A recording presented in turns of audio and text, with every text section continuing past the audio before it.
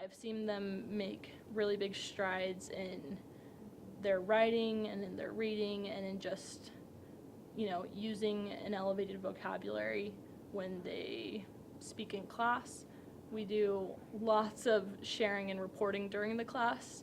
So some students who would never raise their hand and share something in front of the class feel a little bit more confident.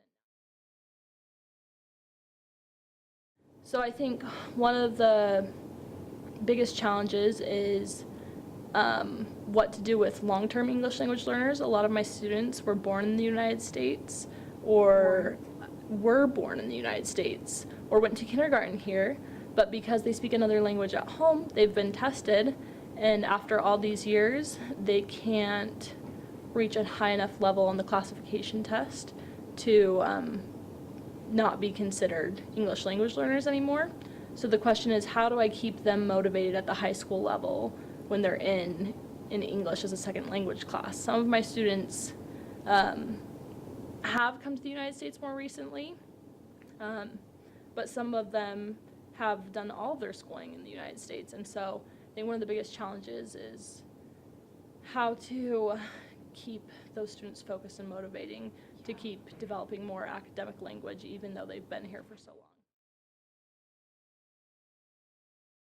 Some students are more motivated than others, that's true, but we try to make it relevant to the context of their lives, what's going on for them personally.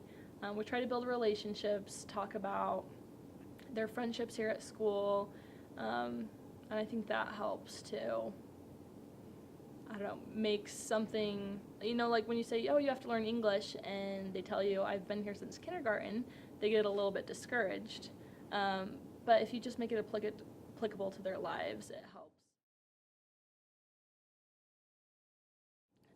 A lot of cultural things are taught as needed on a one-on-one basis. For example, this is kind of an embarrassing story, but I had a girl from Samoa who came here, and when she went to the bathroom, she didn't shut the stall door. And another student came and told me, like, oh, I went in the bathroom and she was there and the door was wide open and she didn't know that she was supposed to shut it. So I actually had to pull the student aside after class, and I took her into the bathroom, and it was a little awkward. We went in a stall and I showed her, like, this is how you lock the stall and keep it closed. And here at school, when we use the bathroom, we shut this door while we take care of our business. And just little lessons like that. I had a student from China, and I offered her some food because she was hungry, and she said no. And this had happened a few times, and then I remembered that in some cultures they need to ask a few times before they're allowed to accept it. So I told her, when people offer you something, you can say yes the first time, because if you don't, they're not going to keep asking here in American culture.